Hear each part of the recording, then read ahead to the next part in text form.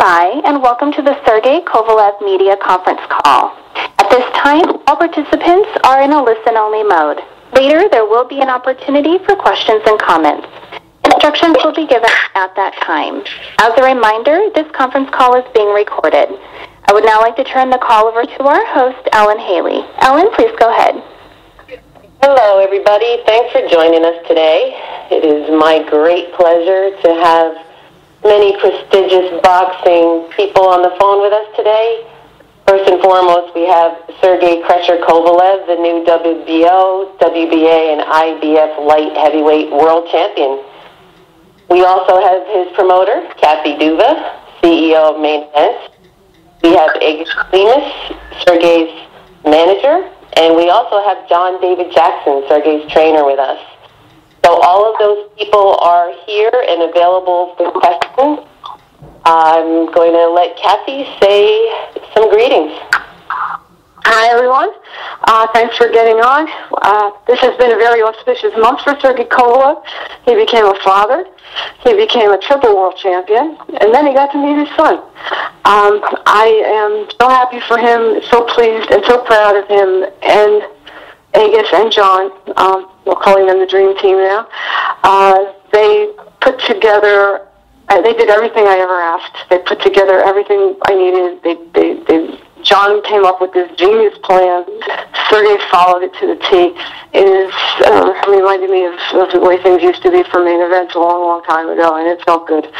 So I want to thank them, and I want to thank all of you for joining us. And I'm going to throw the question. I guess we'll throw it open to questions. So you get your chance now to ask Sergey how this all feels. Thank you. Thank you. Ladies and gentlemen, if you would like to ask a question, please press *1 on your telephone keypad. Your hand is raised.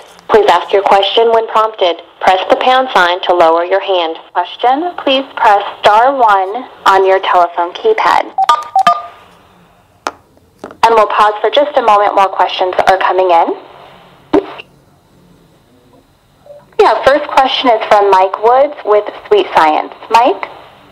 Hi, guys. Thanks for taking the time to do the call. Congratulations to all. Tremendous win and a throwback win for Main Events, and happy for you as a company. This question is for Sergey first. Sergey, if you remember at the Gleason's workout, I asked you if you're going to be looking forward to changing diapers of your son. I'm wondering how many diapers have you changed, and do you enjoy the experience as much as beating Bernard Hopkins? Серега, он спрашивает тебя, когда были в Gunzz Джиме, он у тебя спросил, готов ли ты менять дайперсы своему сыну, и пока ты уже дома был, спрашивает, сколько дайперсов ты уже поменял, и радовался ли ты, меняя дайперсы так же, как Крусу Хопкинсу. Hello everyone, thank you so much for everything. Yes, I already changed the diapers, and I already lost the counting how many diapers You already lost count of how many? Already? Maybe 15, maybe around 15, I think so. It's easy because I have experience with my nephews. With my nephews. My oldest sister has 2 babies, and we grew up in one apartment together, you know, like. I spend the time, with how was a babysitter, you know, like. And it's not difficult for me. It's easy. And how does it compare to beating Hopkins? Hopkins a little bit more fun than the diapers? This Hopkins a little bit dangerous than changing diapers. Right. And changing the diapers, great. And more dangerous, you know, like. If here when you changing the diapers, he can maximum my son can pee on me, you know, on my hand. But And He can pee on my head. I love it. He can pee on my head. No, hand. Hand. Oh, hand. Oh, hand. Hand. When I change it, He can in my hand. That is Okay. And quickly, Kathy, we're all so eager to hear what's next. What are you formulating? When is Sergey going to fight again and against who? He's going to fight again in March. That's what we're working on, but it's a little too early to say against who. So we're going to, I'm out right now collecting all the information, talking to people from HBO, and I'm going to sit down with Egis, as we always do, and then he's going to sit down with Sergey, and once we have it all decided, we're all going to let you know. All right, so March, couple weeks. Could be soon. It'll be in March. It'll be March, and in Atlantic City? That we don't know yet. That's among the things we're trying to figure out. Okay, happy to see you in Brooklyn. I'm happy to do it certain dates. Every date isn't available in every venue, and all these things are more complicated than you'd think. So we're working out. Got it. Happy to see you in Brooklyn. Looking forward to wherever you fight. Thank you for the time, guys. Be well. Thanks, Mike. Thank you. As a reminder, press *1 to ask a question. We have a lot of people on the phone today, so we want to make sure we get to everyone. So please limit your questions. And we'll go ahead and take the next caller. Will be Keith Idek from The Record. Keith? Hi, Kathy. How are you doing? Good. Kathy, obviously, I know the fight that you guys want is the Stevenson fight. Do you suspect, though, that that he'll probably make a mandatory defense of one of these titles? I know you signed Muhammadi yesterday to a contract. Do you expect it'll be that type of fight when he fights next? At this point, I'm not positive. I just don't know. It's too soon to say. But we'll know soon. Is that obviously Muhammadi is down. Muhammadi's in the picture at some point, yes. Okay. But and whether that's next or whether there's a way to do that the one after, we don't know yet. That's what we're working on. Okay. I just have a question for Sergey as well. Sergey, Bernard Hopkins always said that he wouldn't retire until he got beat up. You beat him up, but he's now talking about fighting again. Do you think that he'll fight again? And if he decides to do that, what would your advice to him be? Бернард Хопкинс всегда говорил, что он никогда не оставит бокс до тех пор, пока его кто-то не побьет. Но ты его побил, и сейчас вопрос такой, как бы, что он говорит, что он опять пойдет в ринг. И как бы твое мнение, ты думаешь, что он точно пойдет, и как бы какой совет ты бы ему дал, если он пойдет в ринг?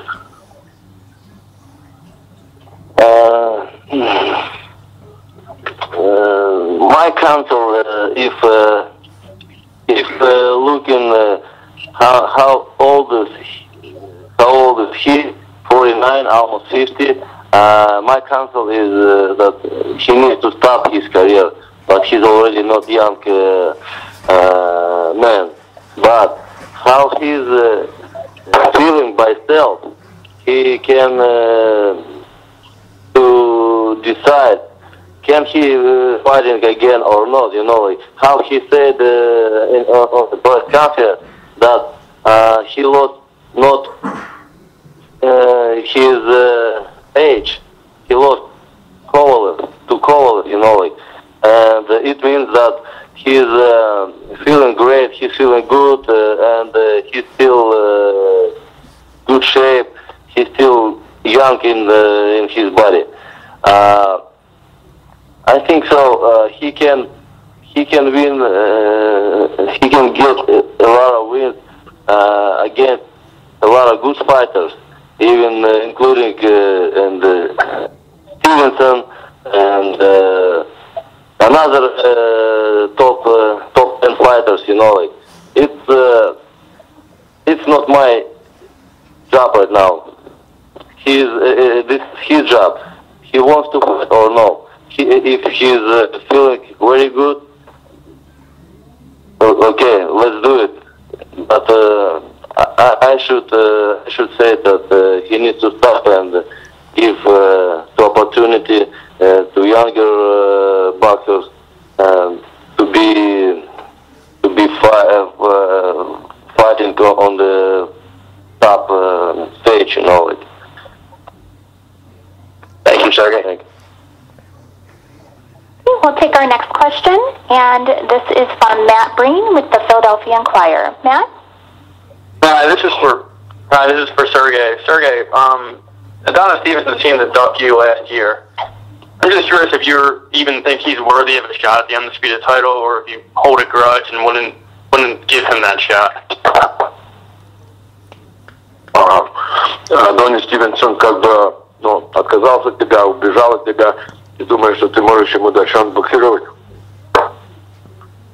I don't know how I can answer for this question, but I'm ready for everyone. If this is the right fight and it's interesting fight for everybody, for boxing world, why not?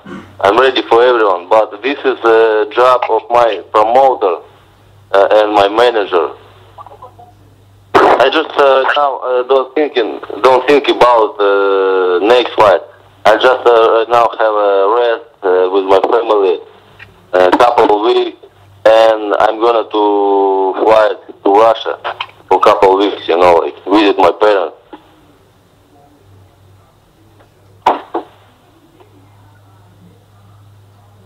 So we'll go ahead and take our next question, and this is from Jake Donovan with Boxing Scene.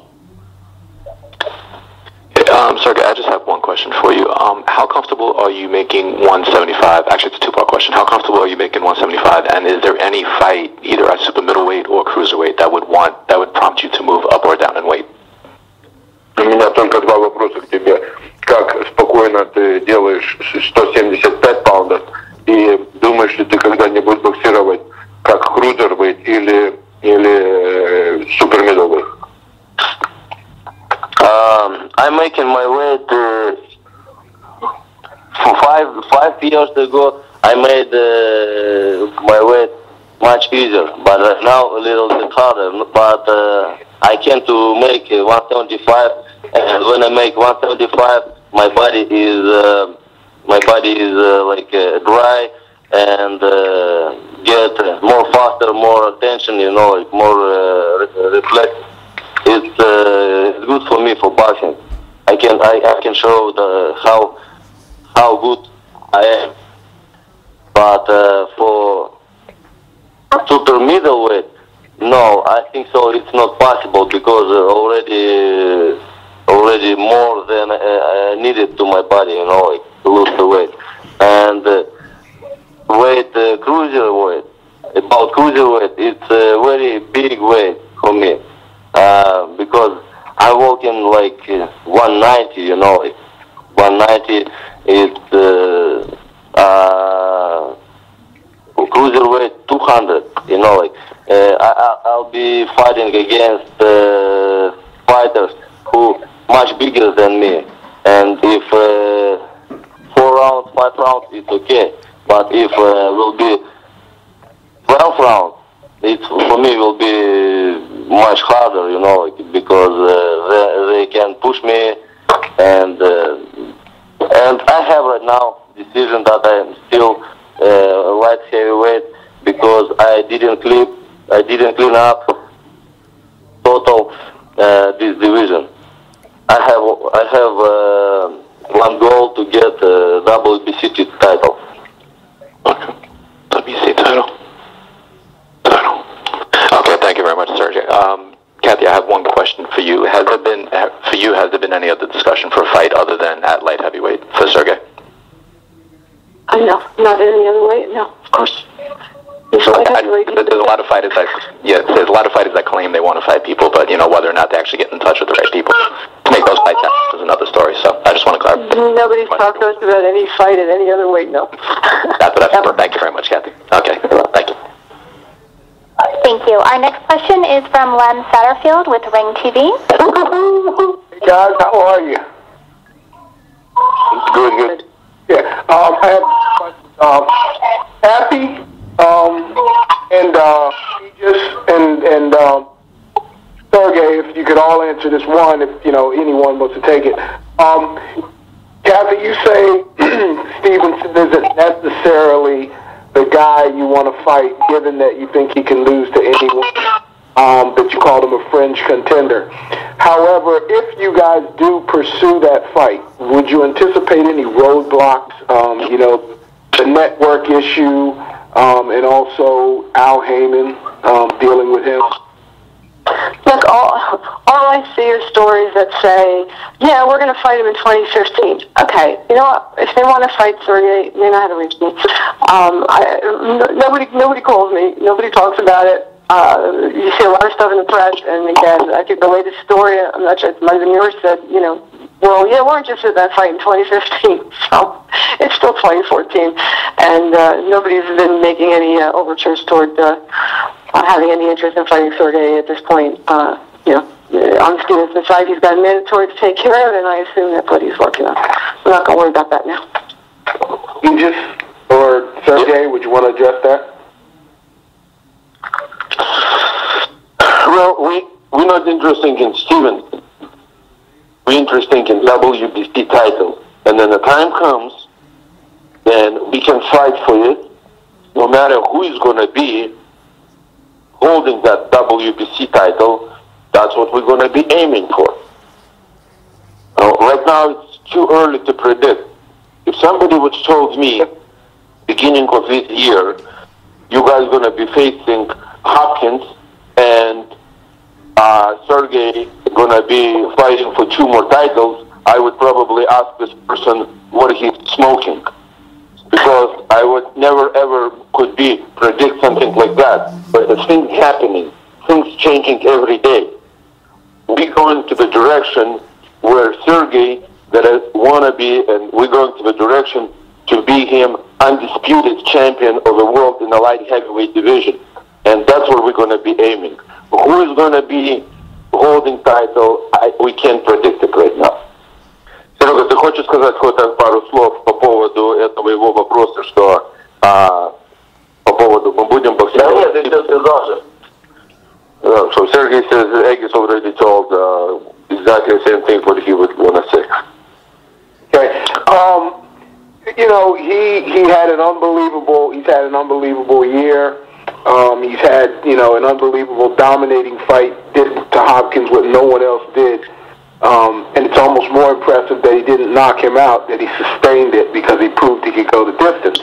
Having said that, given that kind of performance, people really want to see him fight a big fight, I think.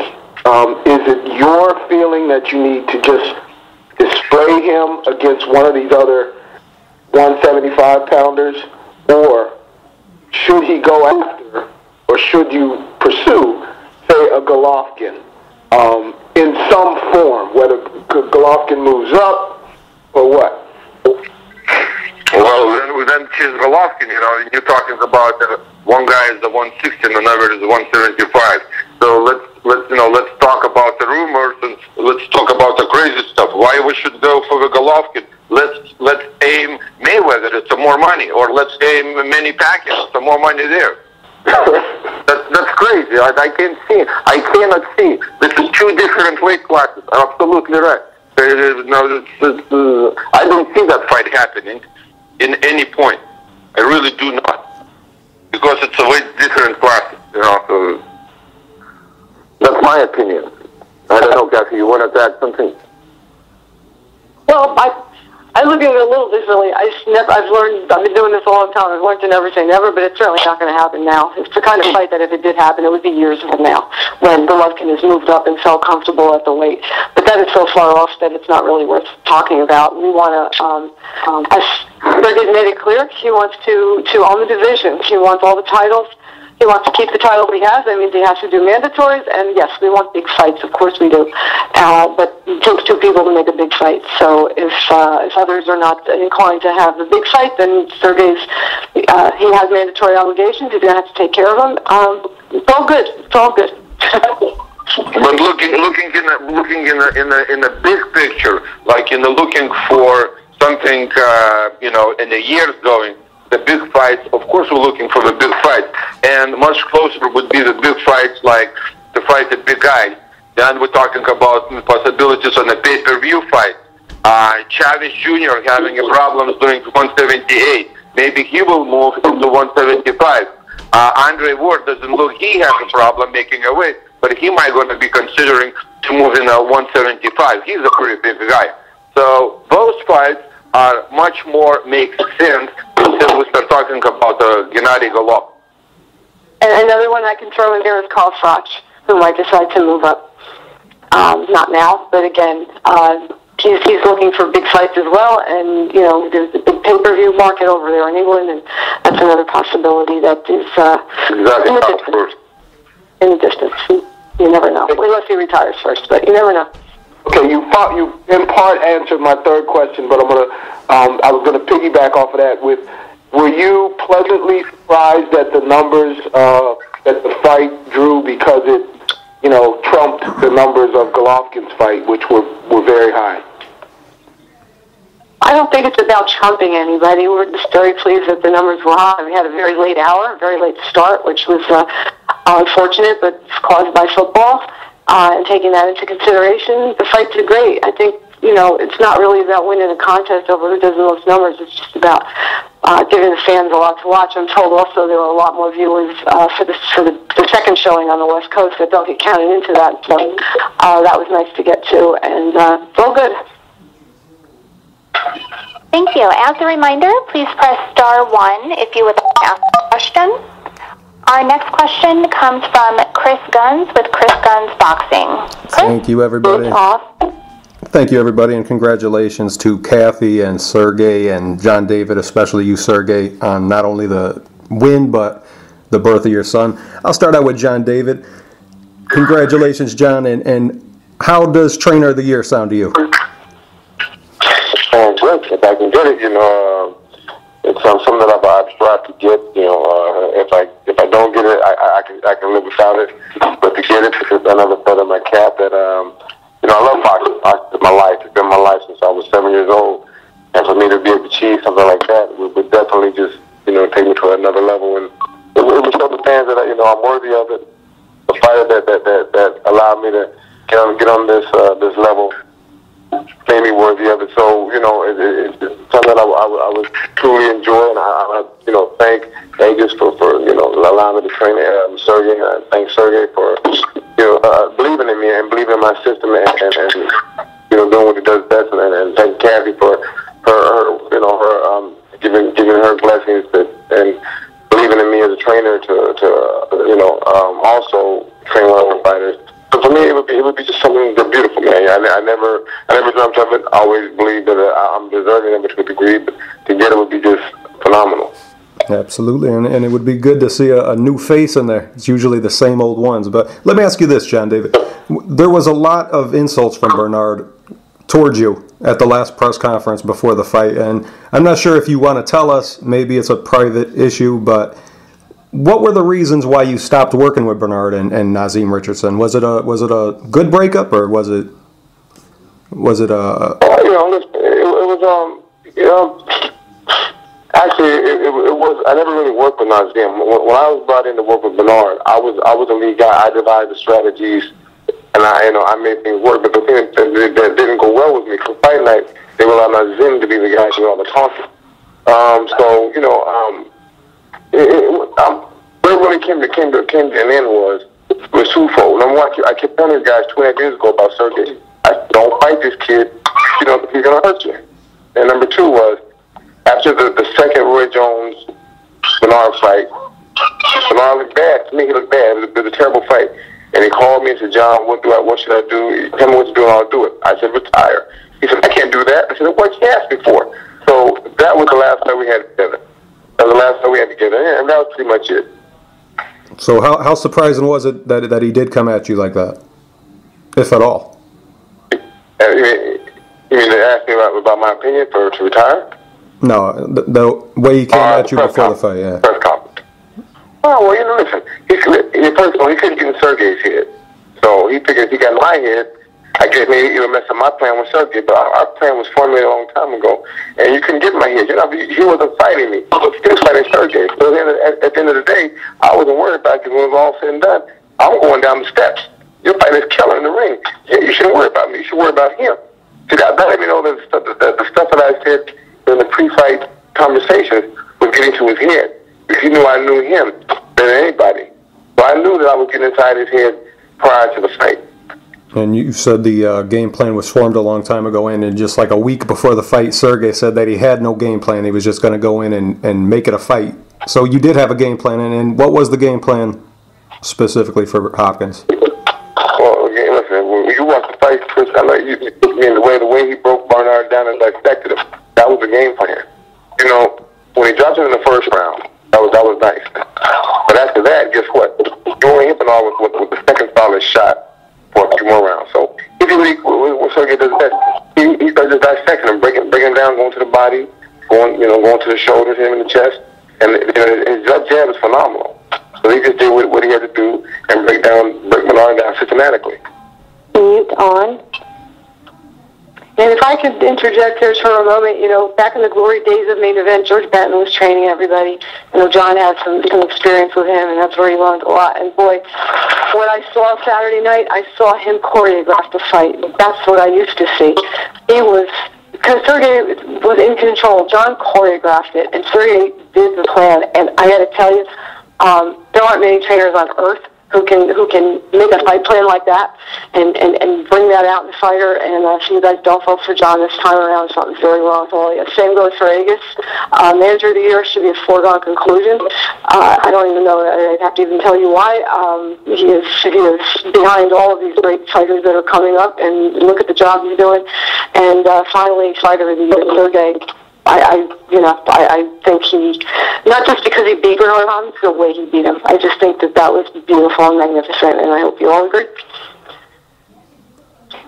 Thank you. And our next question comes from Louis Bastino with Black Star Media. Yes. Good afternoon, Sergey and Kathy Duva, Egis Klimas, and John David Jackson. This is Destino Lois Jr., Black Star News, Manhattan. Sergey, question here in form of a statement. Bernard Hopkins said he wasn't going to retire, and would surprise everybody. But the fact is that then there was a mention of Adonis Stevenson's.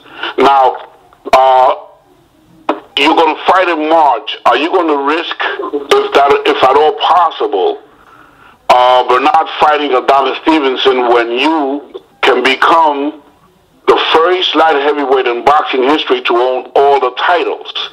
I would not like to see Hopkins get Stevenson first. I want you to get him first. I know he's run away from you, but now March 2015 is your fight date. Can that be an inducement to get him in there?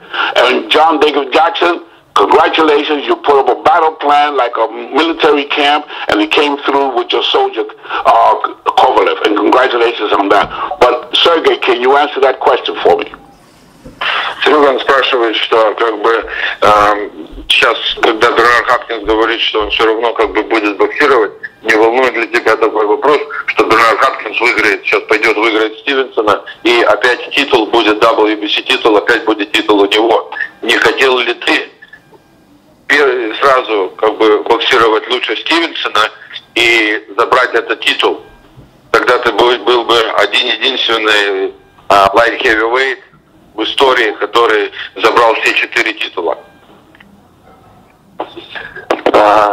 Yes, I would like to get one more title. It's 100%, 1000%, but I don't know what will be in the future. It's right now it's the job of my promoter and manager, If it will be Hopkins, it will be very good. If it will be Stevenson, it will be perfect. It will be another one, WBC champion. It will be very perfect, For me, it doesn't matter. I need just to get one more title. It's my goal right now. Exactly. Thank you very much. Sergey, did you present your 3 world titles to your son Alexander? Ты уже показал все свои 3 титула сыну Александру? Yes, only on the pictures. Sorry about the picture. Okay, congratulations. God bless all of you, and keep on keeping on. Thank you very much. I appreciate it. Destino Lois, Black Star News, New York. Thank you. And our next question will come from Zito with Fighting Words. Hello. First of all, I want to congratulate Kathy and all of Team Kovalev. I actually have a question for John, David Jackson, and Sergey. The first one to John, David Jackson. Were you surprised with Bernard's movement and his, or should I say, lack thereof? And did he look like he regressed? The age really caught up to him against Sergey? No, I wasn't surprised. You hit around the head, you know. And with each passing round, the more Sergey put the pressure on him and went to the body, it began to slow Bernard down. You know, and it's physiological thinking. When you're an old man in a young man's sport, if a younger man applies the pressure, makes you fight his pace at a pace you're not used to, and your clip is half loaded. You can't keep that strong young man off of you. It only makes sense. If the younger, stronger fighter keeps doing what he's doing best, it makes you fight at a pace you don't want to fight at.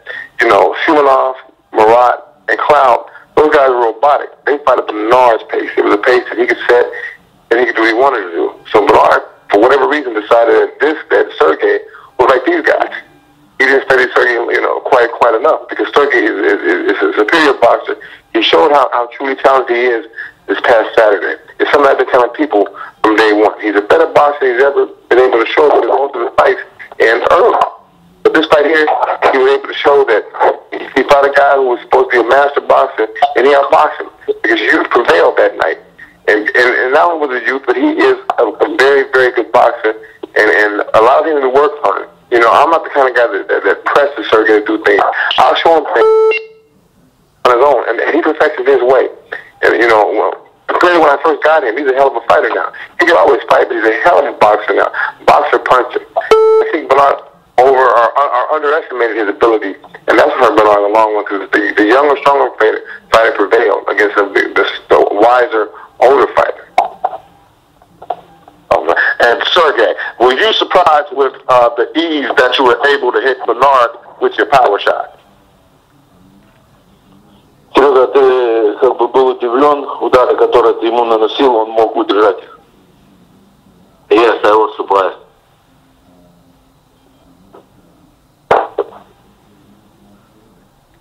Okay, if there's no further comments, we'll take our next question. And it comes from David Griezmann with Boxing Scene. Everyone, I have a question. Hi, everyone. I have a question for John David Jackson as well as for Sergey. This is a strange question to ask, given that Sergey won 120-108. But John, what else do you want Sergey to work on? And Sergey, what else do you think you can improve on? Well, you know, for me, just his inside game. It's just good.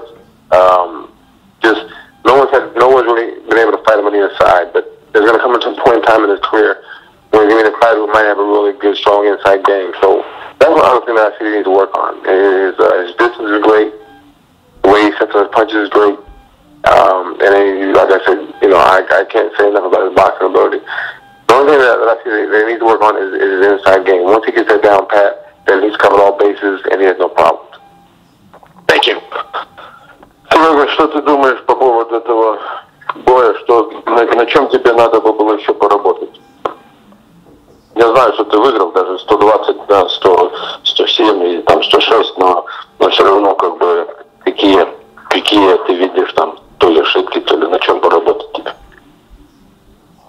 Yes, I had a lot of mistakes in this fight, but I will be keeping secrets these things because I'm not gonna open my mistakes for everybody, for public, you know. I know myself my mistakes, and I will be fixed in the gym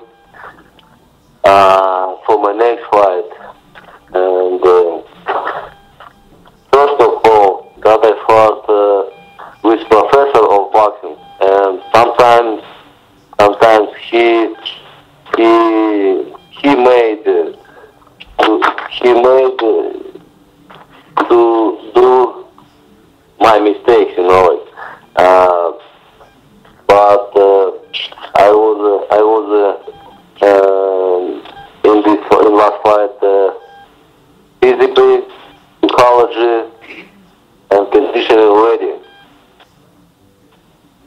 First of all, it should be ready for this fight mentally, in psychology, because very a lot of pressure on me. I had a lot of pressure from everything, from my friends, from my team, from myself, from my family, from my career, from everything. And it was more difficult from psychology. Thank you. Yeah, next one. Yeah, you're welcome. We'll take our next question. It comes from Dan Plasma with Full Contact Fighter. Dan? I have several questions for John David Jackson. Brilliant strategy, and you got Sergey to implement it. I guess the last guy asked the same question. Technically, what do you have to do to bring this guy to his prime?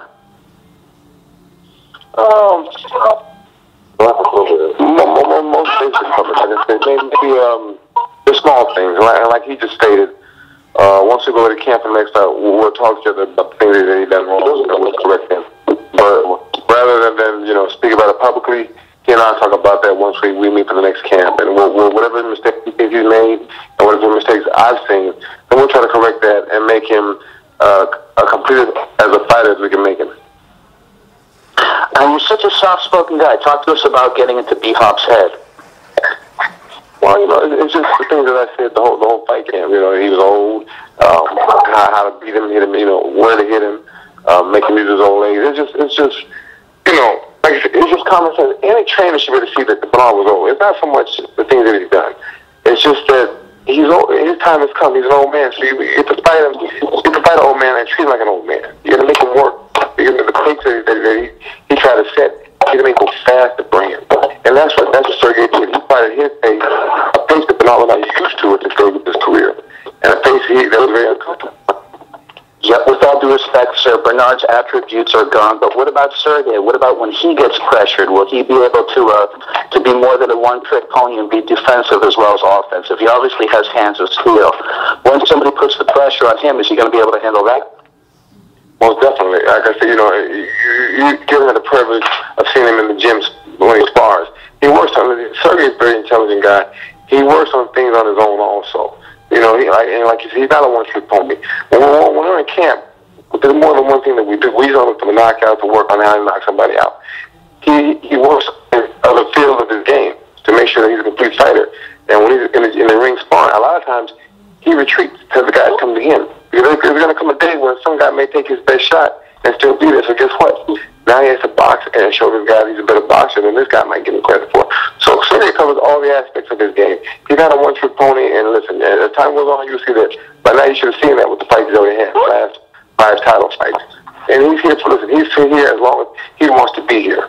So anybody that takes him, sells him short at this stage of their career, or at this stage of his career, therefore a rude awakening. No, listen, the reason why he's amazing is because of you, sir, because of your excellent tactics. I just wanted to ask Sergey, he mentioned that he felt pressure during the camp and during the lead-up. Did he feel that during the fight, or how did that manifest? Вопрос для Сереги.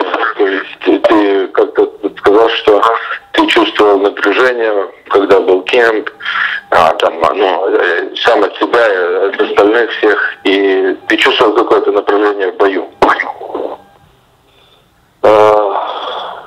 I felt in the fight.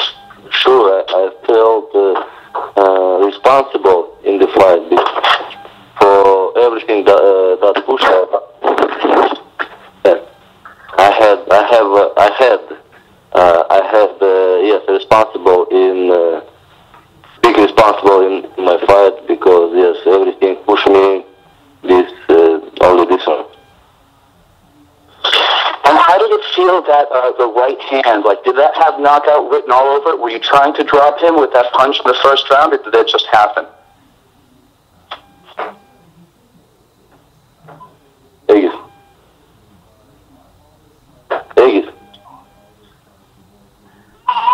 Step away from you.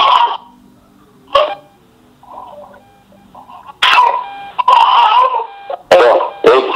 Hello, yeah. Hello, yeah. Yeah, I'm here. Did you get the question? a knockdown punch? Was he trying to knock him down with that punch, or did that just happen randomly? No, you know, timing. His timing. You know, he timed the punch well, and he was able to catch Bernard with the shot. You know, but that's one good thing about Sergey. His timing is just phenomenal when he's punching. And if you watch the fight, he timed it as Bernard dropped the left hand with the jab, and he just came over the top with it and caught him with it. So, you know, I asked Sergey around the 9th round. I said, man, I said, him, slow down. You know, are you looking for the knockout? No, John, I just want to keep boxing. I said, that's good. Keep doing what you're doing. You know, if a knockout comes, great. If it doesn't, you don't win this fight decisively. And, you know, Sergey, I figured at a time when he said, you know what, if I get a knockout, fine. If I don't, I'm going to keep beating him the way I'm doing. You know, and the way he won was more satisfying than a knockout because he shut him out 12-0. I thought, you know, honestly, I thought Bernard might win rounds, but he shut him out 12-0, which that was great for him. Thank you. As a reminder, we have a few minutes left. If you would like to ask a question, please press *1 on your telephone keypad. Our next question is from Jason Rodriguez with Super Elite Boxing. Jason? This question is, hello? Yes, go ahead. That's good. Okay, how you doing, Sergey? Just want to congratulate you on your great victory. You were phenomenal. Your coach and your conditioning coach did an excellent, superior job with you. You looked very, very sharp.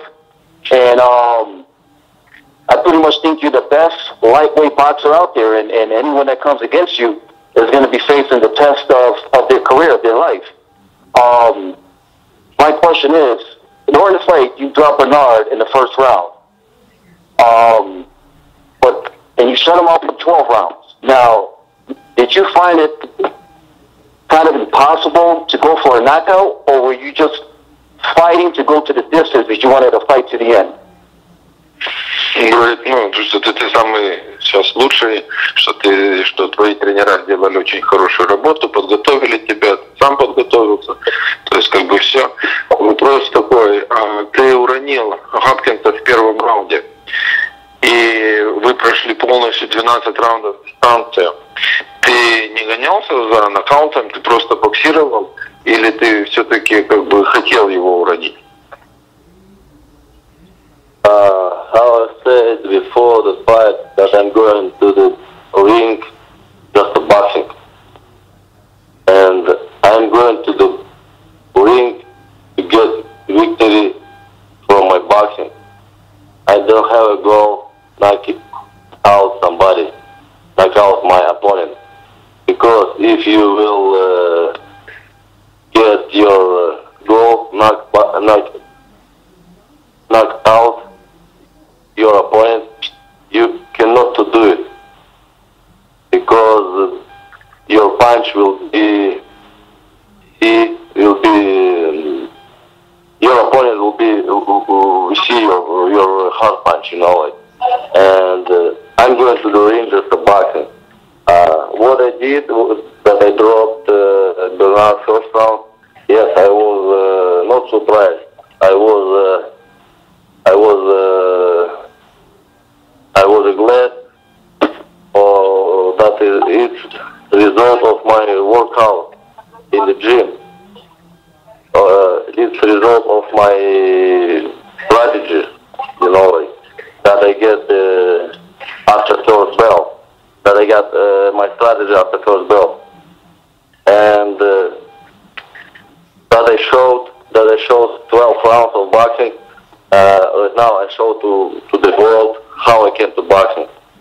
It's very good that the last fight against Bernard was all 12 rounds, because I think so it was not fair that if I will knock him out, he has big experience, he has big respect from me and from a lot of, almost from everyone in the boxing world, you know.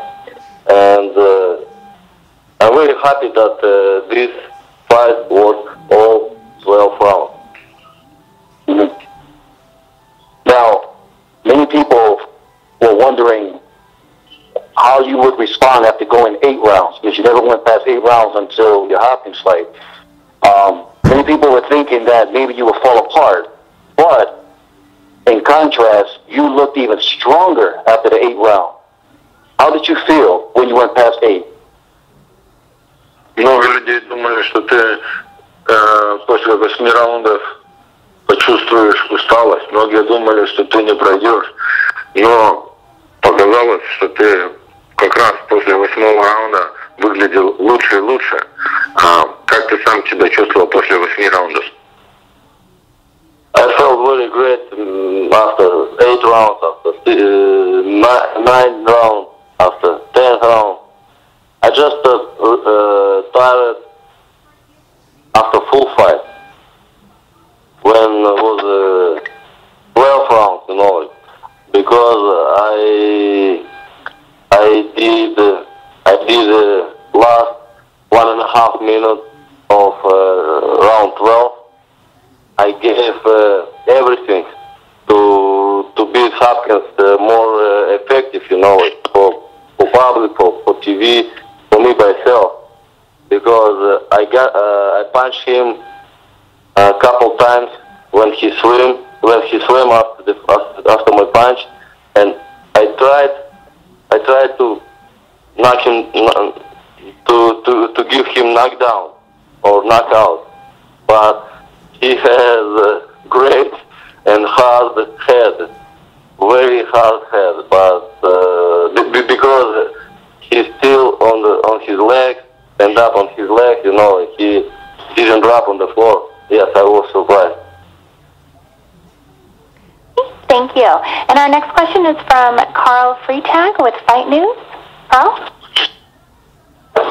This is for John David Jackson.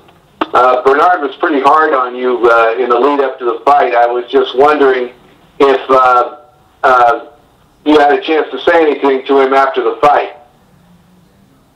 Yeah, I walked up to him and told him he should retire. I said, you've had a great career, but why cheapen what you've accomplished by fighting again and losing to a fighter of lesser talent than you and possibly getting stopped? And at that point, he trying to, in his own way, apologize and, said that, and even in the press conference, he said the things that he said were for promotion, and he didn't mean that. I knew he was just trying to get inside my head. I knew that. And he couldn't get inside my head because, like I said, he's not fighting me. He was fighting someone else. And that let me know I got inside his head. Because when you turn your attention to me and not to Sergey, that means that you're trying to find some weak link in the armor to get at somebody. And if I'm a fighter, I don't care about the trainer. I'm worried about the fighter because the trainer can't fight for the fighter.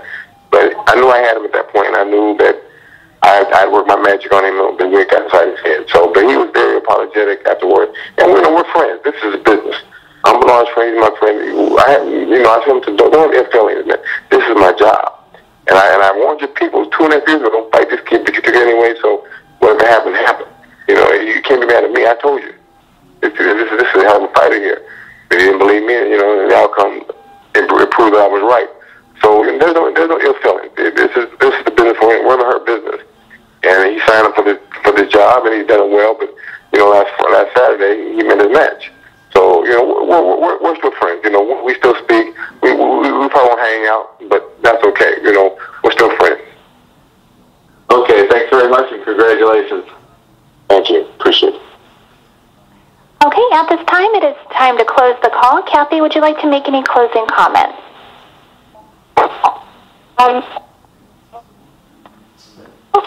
Kathy? Yes, thank you all for participating, and again, I want to congratulate Sergey and Natalia on their beautiful son, Alexander, and I'll let you all know as soon as we have figured out what's going to happen in March. But in the meantime, have a wonderful holiday, everyone, and we'll look forward to seeing you next time.